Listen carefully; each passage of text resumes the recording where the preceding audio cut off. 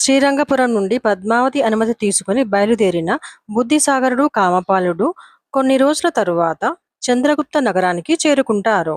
అలా వారు ఆ కోట ప్రాంతంలో విహరిస్తుండగా కామపాలుని భుజంపైన శుభసూచికంగా ఒక తల వెంట్రుక పడింది. అది ఒక బార కంటే ఎక్కువ పొడుగు ఉంది. అంత పొడవైన కురులు కలిగిన ఆ సుందరి మరింత అందగత్తో అని తలపైకెత్తి చూశాడు. అప్పుడే ఆ రాజకుమారి చిత్రసేన స్థానమాచరించి మేడపై తన చెలికత్తెలతో ముచ్చటిస్తూ తల ఆరబోసుకుంటుంది. సరిగ్గా అదే సమయానికి ఆమె కిందకు చూడడంతో వాళ్ళిద్దరి కళ్ళు కలిశాయి. కామపాలుడు బుద్ధిసాగరుడితో ఆమె సౌందర్యాన్ని అమితంగా వర్ణిస్తూ ఆ చంద్రబింబం వంటి ముఖాన్ని మళ్లీ చూసే వరకు నేను ఇక్కడి నుంచి కదలను అన్నాడు. వారక్కడే మరికొంతసేపు వేచి ఉన్నారు. మరొకసారి వారిద్దరి చూపులు కలిశాయి. ఆ సంకేతంతో వారి మనసుల్లో ఉన్న సందేహాలన్నీ పటాపంచలై ఒకరిపై ఒకరికి ఉన్న ఇష్టం స్థిరపడింది. చిత్రసేన ఒక లేఖ రాసింది. దానిని ఒక పూలదండలో దాచి కామపాలునిపైకి విసిరేసింది. ఆ ఉత్తరంలో ఇలా ఉంది: మా తండ్రిగారు చాలా కఠిన స్వభావులు. పరాయి మగవాడు కాదు కదా, ఆఖరికి పోతుటీగను కూడా అంతఃపురంలోకి రానివ్వడు. కట్టుదిట్టమైన కావలి ఉంటుంది. కానీ నీపై నాకు కలిగిన అనురాగాన్ని నేను అదుపు చేసుకోలేకపోతున్నాను. నా హృదయం నీకోసమే తపిస్తోంది. నీవు పరాక్రమవంతుడివైతే నన్ను రాక్షస వివాహం చేసుకుని తీసుకుపో. అది సాధ్యం కాదనుకుంటే కోట గోడపై నుండి గొలుసు సహాయంతో దిగి నేనే నీ దగ్గరకు వచ్చేస్తాను. సమయం తక్కువ ఉంది కాబట్టి వెంటనే జవాబు పంపు. ఇంతకంటే ఎక్కువ రాయలేకపోతున్నాను. తప్పులు ఉంటే క్షమించు. ఆ లేఖ చదివిన కామపాలుడు వెంటనే జవాబు రాయమని బుద్ధిసాగర్ని తొందర పెట్టాడు. కానీ బుద్ధిసాగరుడు నిదానంగా ఆలోచించి ఇలా ప్రత్యుత్తరం రాశాడు: నీపై నాకు కూడా అంతే అనురాగం ఉంది. నీ లావణ్యం నన్ను బందీని చేసింది. కానీ నీవు సూచించిన ఈ 2 మార్గాలు క్షేమకరం కావు. కొంచెం ఓపిక పట్టు. నీ అంతఃపురానికే వచ్చి ఎటువంటి భయం లేకుండా నీతో గడిపే మార్గాన్ని నేను వెతుకుతాను. బుద్ధిసాగరుడు ఆ దేశరాజుకు సంబంధించిన వివరాలన్నీ సేకరించాడు. ఆ రాజు సూర్యప్రతాపుడు అనే మరో శక్తివంతమైన చక్రవర్తికి సామంతుడని, అతనికి కప్పం కడతాడని తెలుసుకున్నాడు. వెంటనే వాళ్ళిద్దరూ సూర్యప్రతాపుని వద్దకు వెళ్లి తమ విద్యా పాఠవాలతో అక్కడి మంత్రిని మెప్పించారు.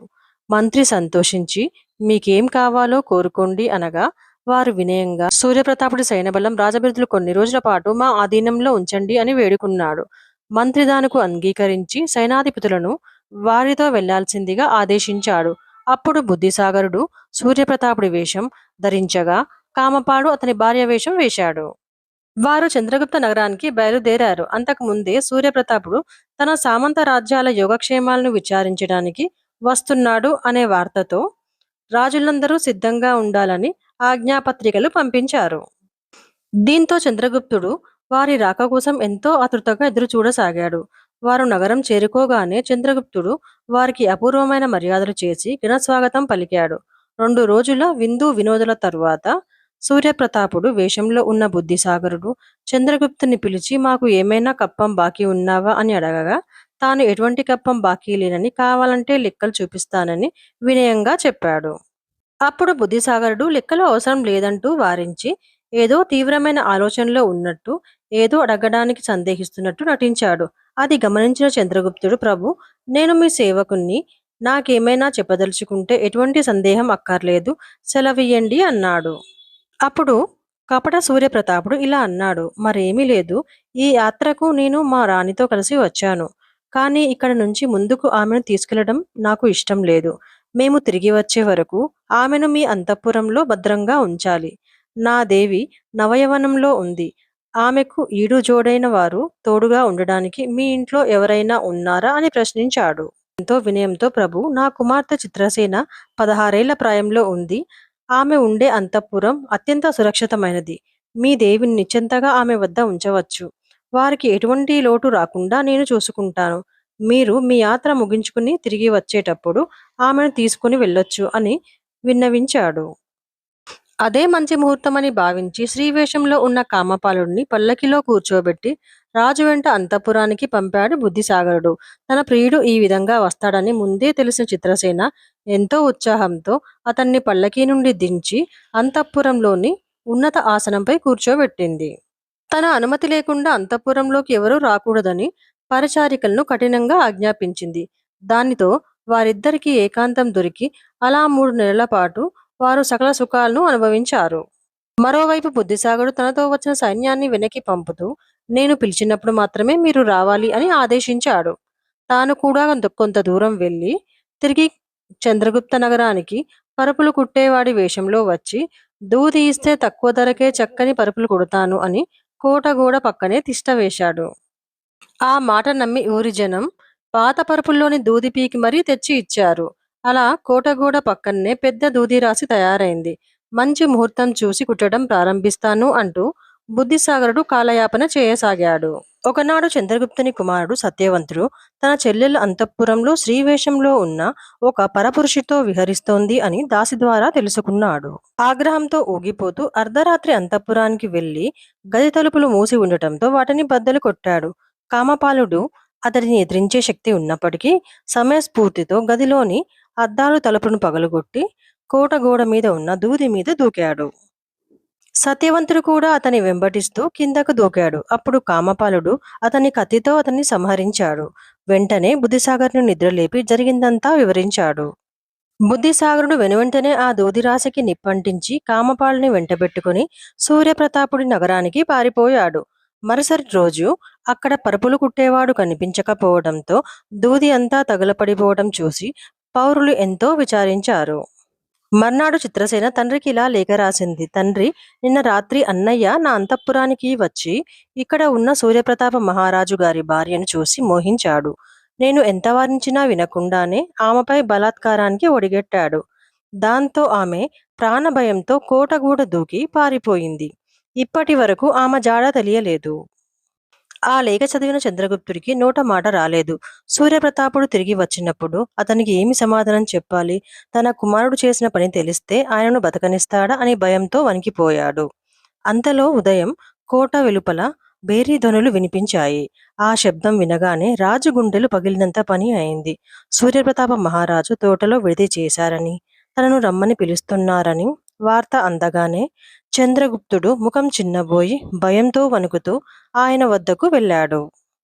కపట సూర్యప్రతాపుడు చంద్రగుప్తుని ఎంతో ఆదరంగా పలకరించి, ఇన్నాళ్ళు నా భార్యను మీ అంతఃపురంలో ప్రాణప్రదంగా కాపాడినందుకు మీకు కృతజ్ఞతలు. నా దేవిని చూడాలని నాకు ఎంతో ఆతృతగా ఉంది. వెంటనే ఆమెను ఇక్కడికి రప్పించండి అని ఆజ్ఞాపించాడు. అందుకు సమాధానం చెప్పలేక చంద్రగుప్తుడు నీళ్లు నములుతుండటంతో, నా మాటలు మీకు వినపడలేదా అని గంభీరంగా గద్దించాడు రాజు. చంద్రగుప్తుడు వణికిపోతూ కన్నీళ్లతో ఇలా అన్నాడు. మహారాజా, నన్ను క్షమించండి. నా కుమారుడు సత్యవంతుడు బుద్ధిహీనుడై మీ భార్యను మోహించాడు. ఆమెను తీసుకొని అతను ఎక్కడికో పారిపోయాడు. ఈ ఘోర అపరాధానికి మీరు ఏ శిక్ష విధించినా తల వంచి స్వీకరిస్తాను. ఆ మాట వినగానే సూర్యప్రతాపుడు ఆగ్రహంతో ఊగిపోతూ, ఏమిటి ఎంత సాహసం? నిన్ను ఇక్కడే నరికేస్తాను అంటూ కత్తి ఎత్తాడు. అప్పుడు పక్కనే ఉన్న మంత్రి మారువేషంలోని కామపాలుడు రాజును శాంతింపజేస్తూ, ప్రభు శాంతించండి. మనుషులన్నాక ఎవరికైనా పొరపాటు జరుగుతాయి. ఆవేశపడకుండా నిదానించండి అని బ్రతిమిలాడాడు. నా భార్యను నీ కొడుకు వశం చేసి ఇప్పుడు నాటకాలు ఆడుతున్నావా? నా భార్య అంటే నాకు ప్రాణం. ఆమె లేకుండా నేనెలా బ్రతకాలి అంటూ కపట సూర్యప్రతాపుడు విలపించాడు. చంద్రగుప్తుడు చేతులు జోడించి, మహారాజా, నేను అబద్ధం చెప్పలేదు. మిమ్మల్ని మోసం చేయలేదు. నిజంగానే అపచారం జరిగిపోయింది. మీకు అంగీకారమైతే మీ భార్య వయస్సుకు సమానమైన అతి సుందరి అయిన నా కుమార్తె చిత్రసేనను మీకు ఇచ్చి వివాహం చేస్తాను. ఈ విధంగా నా తప్పును దిద్దుకొనివ్వండి అంటూ రాజు పాదాలపై పడ్డాడు. మొదట సూర్యప్రతాపుడు నిరాకరించినట్లు నటించినా చివరకు శాంతించి, సరే, నీ కుమార్తె నిజంగా అంత సుందరియో కాదో పరీక్షించి చెబుతాను. ఆమెను రప్పించు అన్నాడు. చంద్రగుప్తుడు బతుకుజీవుడా అనుకుంటూ ఊపిరి పీల్చుకున్నాడు. సూర్యప్రతాపుడు చిత్రసేనను పరిశీలించడానికి తన మంత్రివేషంలో ఉన్న కామపాలుణ్ణి అంతఃపురానికి పంపాడు. అక్కడ వారిద్దరికీ ఏకాంతం లభించింది. కామపాలుడు చిత్రసేనతో, ప్రియా, నీ సోదరుణ్ణి చంపవలసి వచ్చినందుకు నాపై కోపం పెట్టుకోకు. మన రహస్యం బయటపడకుండా కాపాడడానికి ఆనాడు అలా చేయక తప్పలేదు అని నచ్చజెప్పాడు. ఆమెతో కాసేపు సరస సల్లాపాలు సాగించాడు. తిరిగి వచ్చిన మంత్రి ఏదో చెప్పబోతుండగా సూర్యప్రతాపుడు చంద్రగుప్తుడితో ఇలా అన్నాడు. చంద్రగుప్త, భార్యా వియోగ శోకంలో నేను ఒక తప్పు చేశాను. పరపురుషుడైన నా మంత్రిని నీ కుమార్తె సౌందర్యాన్ని చూడడానికి పంపాను. అలా మరొకరి కంటపడిన దానిని నేను ఎలా పెళ్లాడడం ధర్మం కాదు. నా మంత్రి కామపాలుడు నాకు మిత్రుడు మాత్రమే కాదు, నాకంటే గుణవంతుడు. కాబట్టి నీ కుమార్తెను అతనికి ఇచ్చి వివాహం జరిపించు. దానికి చంద్రగుప్తుడు వినయంగా, ప్రభు మీ ఆజ్ఞ ప్రకారం నడుచుకోవడమే నా బాధ్యత అన్నాడు. నేను త్వరలో తిరుగు ప్రయాణం కావాలి. కాబట్టి వెంటనే ముహూర్తం నిశ్చయించి వివాహం జరిపిస్తే నేను చూసి వెళ్తాను అని రాజు ఆదేశించాడు. తనపై పడబోయే గండం గడిచినందుకు సంతోషిస్తూ చంద్రగుప్తుడు అతి త్వరలో ముహూర్తం పెట్టించి కామపాలుడు చిత్రసేనుల వివాహం ఘనంగా జరిపించాడు. కొత్త దంపతులు కామపాలుడు చిత్రసేన 10 రోజుల పాటు ఆనందంగా గడిపారు. అనంతరం తాము వెంట తెచ్చుకున్న సైన్యాన్ని వెనక్కు పంపించారు. మేము మరికొంతకాలం దేశాటనం చేసి తిరిగి వస్తాము అని చంద్రగుప్తునికి చెప్పి బుద్ధిసాగరుడు కామపాలుడు కలిసి తిరుగు ప్రయాణం ప్రారంభించారు.